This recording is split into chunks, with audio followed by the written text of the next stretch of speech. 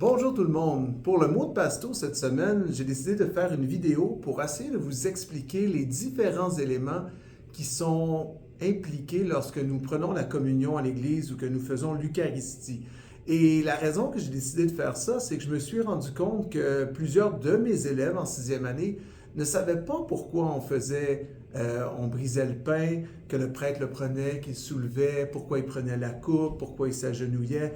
Et pourquoi il faisait ça, d'où ça vient, pourquoi on fait ce rituel. Et comme c'est un des sacrements le plus importants de l'Église, c'est important de comprendre pourquoi on fait ça. Et pour ceux qui n'ont pas fait leur première communion, ben vous n'avez peut-être pas eu la chance d'apprendre c'est quoi ces éléments-là. Alors, premièrement, je vais lire du livre de Corinthiens, 1er Corinthiens au chapitre 11, et je vais lire au verset 23.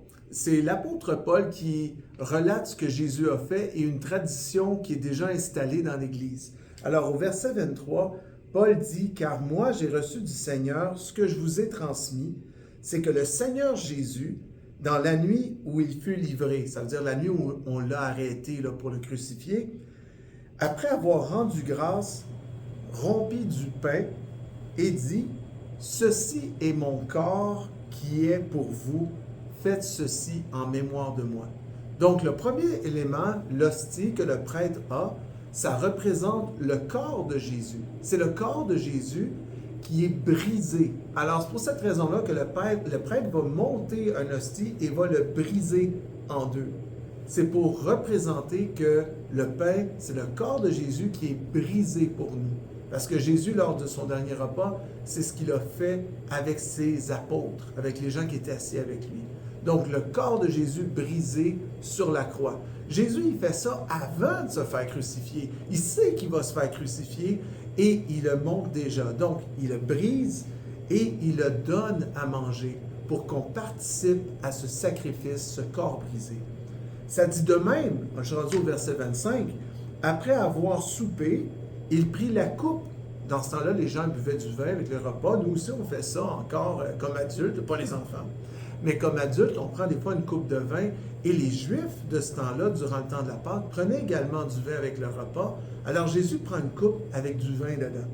Et il dit, cette coupe est la nouvelle alliance en mon sang. Faites ceci en mémoire de moi toutes les fois que vous en buvez. Donc, la coupe que Jésus prend dit que c'est son sang. Le sang, encore une fois, qui va couler lorsqu'il va être sur la croix pour la rémission des péchés. Et Jésus passe la coupe et ses amis boivent dans la coupe. Ses apôtres boivent dans la coupe et boivent le sang de Jésus. Maintenant, c'est pas comme s'ils buvaient le sang des veines directement, mais ça représente le sang de Jésus. Et quand les apôtres prennent ça, ils disent « Je participe au sacrifice de Jésus sur la croix ». Alors, lorsqu'ils boivent la coupe qui est dans le vin, donc le prêtre, souvent, il va boire pour représenter l'Église au complet, pour pas que tout le monde puisse boire dans la coupe, parce que des fois, ça ferait une centaine de personnes qui boivent dans la même coupe. Alors, le prêtre qui représente l'Église va boire dans la coupe, une coupe souvent qui est en or, qui est dorée, c'est pas essentiel, mais c'est important parce que c'est sacré, c'est le sang de Jésus. Alors, le prêtre va boire dans la coupe pour l'Église, pour représenter encore une fois l'alliance avec Jésus, la communion par son sang sur la croix. Et la raison qu'on fait ça, c'est pour se rappeler du sacrifice de Jésus sur la croix.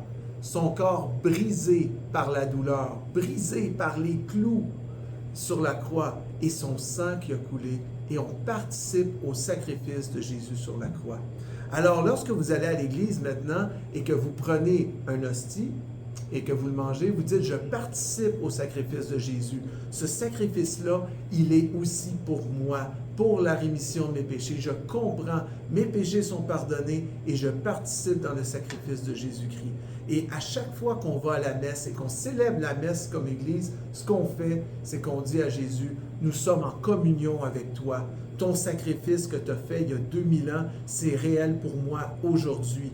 Et la rémission des péchés que j'ai par ton sacrifice, ben on est en communion quand je prends ton corps et quand je prends ton sang. » Alors, j'espère que ça va vous aider un petit peu à mieux comprendre. Et là, lorsque vous allez à l'église maintenant, que vous voyez le prêtre faire ce rituel-là on fait ce rituel depuis au-dessus de 2000 ans, bien ça résonne pour vous parce que les chrétiens font ça depuis 2000 ans parce que Jésus nous a ordonné de faire ça en souvenir de son sacrifice, en souvenir de lui.